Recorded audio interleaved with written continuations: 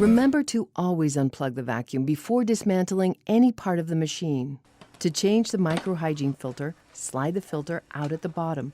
To replace it, lift the safety lever and slide the new filter in using the tracks as guides. Push the cover back on and lock the release firmly. To remove the exhaust filter, lay the dust bag housing flat, remove the filter cover and the exhaust filter. Insert the new filter and replace the filter cover.